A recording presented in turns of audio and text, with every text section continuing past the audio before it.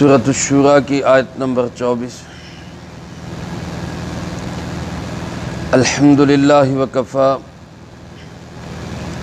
وسلام علی عبادہ الذین اصطفی، خصوصا علی سید الرسل وخاتم الانبیاء وعلی آلہ واصحابہ الاتقیاء۔ اما بعد فاعوذ باللہ من الشیطان الرجیم، بسم اللہ الرحمن الرحیم۔ ام یقولون افترى علی اللہ کذبا فإن یشأ اللہ یختم علی قلبک ویمحو اللہ الباطل ویحق الحق بکلماتہ انہ علیم بذات الصدور۔ وهو الذي يقبل التوبة عن عباده ويعفو عن السيئات ويعلم ما تفعلون، ويستجيب الذين آمنوا وعملوا الصالحات ويزيدهم من فضله والكافرون لهم عذاب شديد۔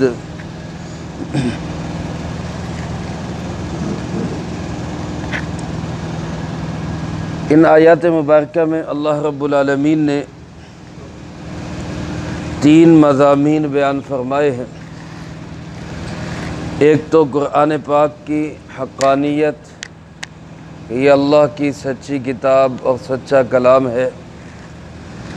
دوسرے نمبر پہ جو لوگ قرآن کریم کی مخالفت کر چکے ہیں ان کے لیے توبہ کا راستہ، اور تیسرے نمبر پہ اگر وہ اب بھی باز نہیں آتے تو ان کے لیے پھر عذاب کی دھمکی۔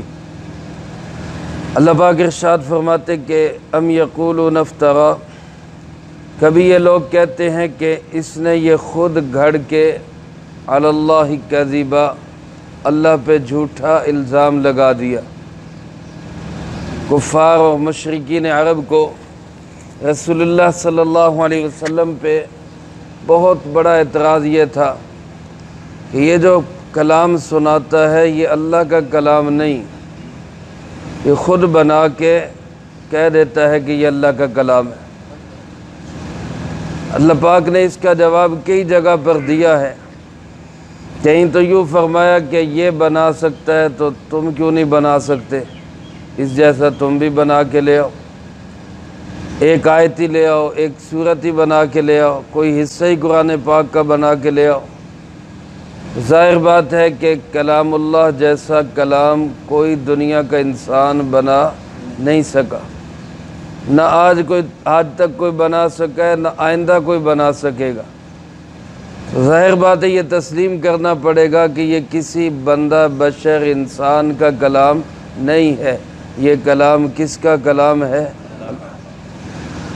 یہاں اللہ پاک نے اس کو اس انداز سے بیان کیا، اس کو ہم سادہ الفاظ میں یوں سمجھ لیں کہ آج کوئی بندہ اٹھ کے میرے متعلق یہ بات کہے کہ جی اے گل تسی کیتی ہے، میں برداشت نہیں کرتا، میں اس کے گل پڑ جاتا ہوں کہ میں نے جب یہ کہا ہی نہیں، تو کیوں کہتا ہے کہ میں نے کہا۔ آپ کو کوئی کہے کہ جناب یہ بات آپ نے کہی، آپ کہیں گے جناب میں نے یہ کہی نہیں، میرے متھے کیوں لگا رہا ہے؟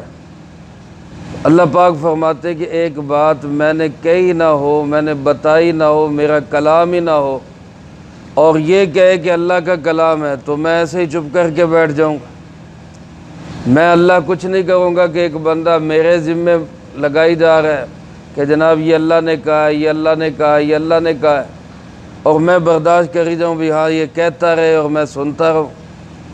اللہ فرماتے اگر ایسا ہوتا تو فَإِن يَشَأِ اللَّهُ يَخْتِمْ عَلَى قَلْبِكَ، وہ چاہتا تو وہ آپ کے دل پہ مہر لگا دیتا، آپ کا دل ہی بند کر دیتا، کوئی سوچ، کوئی کلام، کوئی چیز اس پہ اترتی نہ، اگر اترتی تو یاد نہ رہتی۔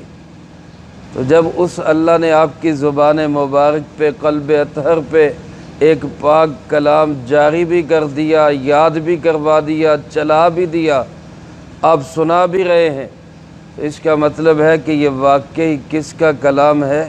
اللہ کا کلام، ورنہ اللہ پاک روک دیتا ہے۔ اللہ پاک فرماتے در حقیقت یہ میرا ہی کلام ہے اور میں اس کلام کے ذریعے کیا چاہتا ہوں؟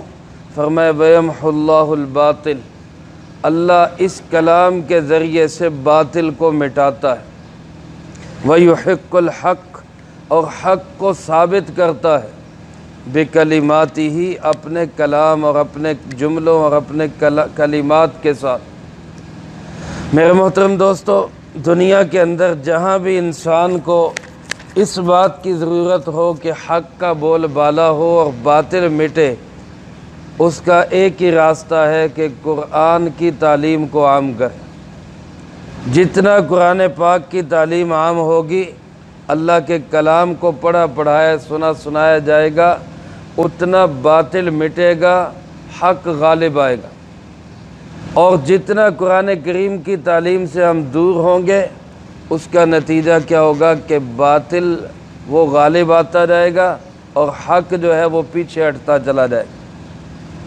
آج جو اسلام کے دشمنوں کو سب سے بڑا اعتراض دینی مدارس پہ ہے یا قرآن کی تعلیم پہ ہے، وہ اسی لیے کہ ان کو پتہ ہے جب تک یہ قرآن کی تعلیم چل رہی ہے باطل غالب نہیں آ سکتا، حق ہی غالب رہے گا۔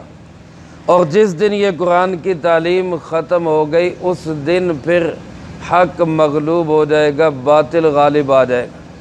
اس لیے جو بھی حکمران آتا ہے، میں موجودہ حکمرانوں کی بات نہیں کر رہا، یہ تسلسل جاری ہے، 73 سال سے یہ تسلسل جاری ہے کہ جو بھی آتا ہے وہ پہلے سے زیادہ کوشش کرتا ہے مدارس کو ختم کرنے، لیکن اللہ کے فضل و کرم سے یہ قرآن کی تعلیم ہے، نہ قرآن دنیا سے ختم ہوگا، نہ قرآن والے دنیا سے ختم ہو۔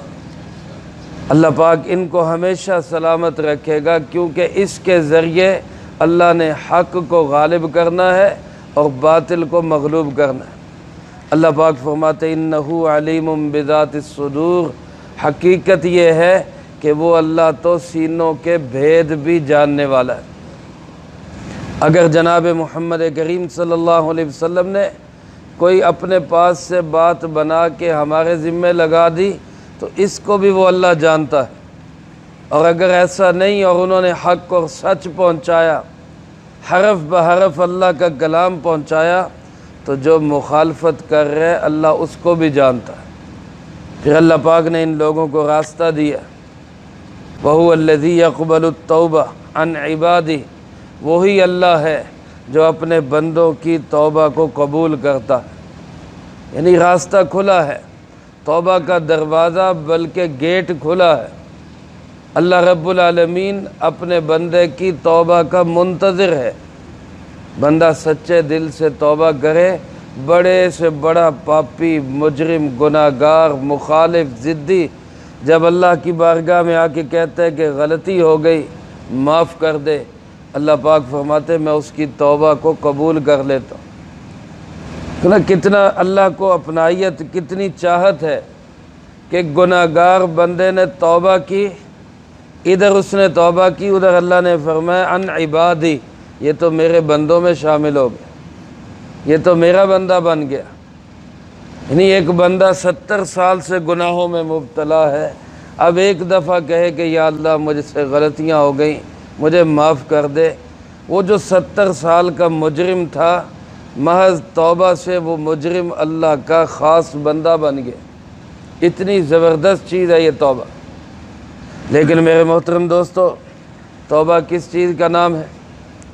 حضرت علی کرم اللہ وجہہ نے ایک شخص کو دیکھا، زبان سے کہہ رہا توبہ توبہ توبہ، استغفر اللہ استغفر اللہ۔ حضرت علی کرم اللہ وجہہ نے اس کو ڈانٹا کہ یہ کیا منافقوں جیسی توبہ توبہ کر رہے، یہ کیا منافقوں کی طرح استغفر اللہ کر، تمہیں پتہ ہے توبہ کس چیز کا نام ہے؟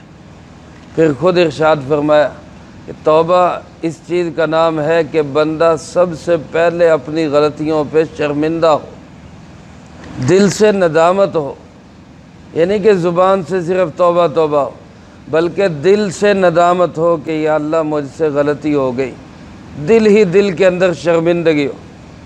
دوسرے نمبر پر میں جو گناہ جو غلطی ہوئی ہے اس کو چھوڑ دے، فی الوقت فوری چھوڑ دے، اور آئندہ کے لیے اس کو چھوڑے رکھنے کا عزم کر لے، آئندہ میں نے یہ کام نہیں کرنا۔ اور تیسرے نمبر پہ فرمایا جو فرائض یا حقوق اس کی وجہ سے وہ مارے گئے ہیں ان کو ادا کرے۔ اب لوگوں کا مال ہڑپ کر کے پھر آ کے کہتا ہے یا اللہ معاف کر دے، اللہ ایسے کیسے معاف کر دے گا؟ پہلے وہ ادا کر کے آؤ، آئندہ کے لیے عزم کرو کہ میں کسی کا مال ایسے نہیں دباؤں گا، پھر اللہ سے آ کے کہو کہ یا اللہ معاف کر دے، تو اللہ معاف کر دے گا۔ لیکن اپنی روش اپنی ڈگر کو بدلے نہ، لوگوں کے حقوق و فرائض اپنے پورے نہ کرے اور زبان سے کہتا رہے توبہ توبہ۔ حضرت علی کرم اللہ وجہ نے اس کو فرمایا یہ منافقوں جیسی توبہ ہے، اس کی کوئی حقیقت اور حیثیت نہیں۔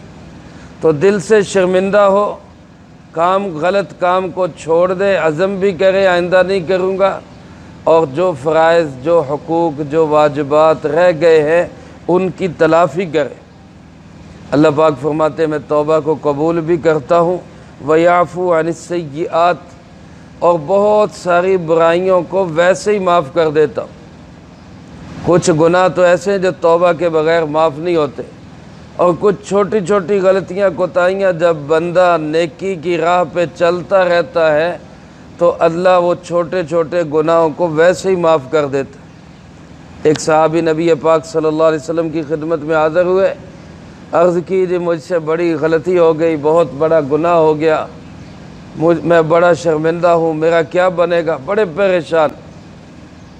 جب انسان کے دل میں اللہ کا ڈر اور خوف بیٹھتا ہے تو پھر توبہ دل سے نکلتی ہے، زبان سے نہیں۔ وہ بڑا پریشان، آپ نے پھر اس کی پریشانی دیکھ کے اس کو تسلی دیتے ہوئے فرمایا نماز نہیں پڑھی میرے پیچھے؟ اس نے کہا جی پڑھی۔ فرمایا بس پھر اللہ نے نماز سے سارے گناہ معاف کر دیے، کیونکہ اس کے دل میں توبہ تھی، شرمندگی تھی۔ تو میرے بھائیوں جب بندہ اللہ کے سامنے شرمندہ ہو کر توبہ کے لیے حاضر ہوتا ہے، اللہ فرماتے کہ چند گناہوں کا تو تمہیں یاد ہوتا ہے، تم ان سے توبہ کر لیتے ہو، اور اس توبہ کی برکت سے جو تمہارے ذہن میں بھی نہیں ہوتے میں ان برائیوں کو بھی معاف کر دیتا ہوں۔ حالانکہ فرمایا وَيَعْلَمُ مَا تَفْعَلُونَ، حالانکہ وہ اللہ جو کچھ تم کر رہے ہو سب کو جانتا ہے۔ آج میرے دوستو ہم ذرا غور کریں، پچھلے 24 گھنٹے میں اب تک جو جو کام ہم نے کیے، کیا سارے کام اللہ کے علم میں نہیں؟ اللہ سارے کاموں کو جانتا نہیں؟ سب اللہ کو پتہ ہے۔ اور ایسے بہت سارے گناہ جو شاید ہمارے علم میں بھی نہ ہو، اللہ ان کو بھی جانتا ہے۔ اور اللہ پاک فرماتے ہیں کہ تم جب بڑے بڑے گناہوں سے توبہ کرتے ہو تو میں تمہاری چھوٹی چھوٹی غلطیوں کو بھی معاف کر دیتا ہوں۔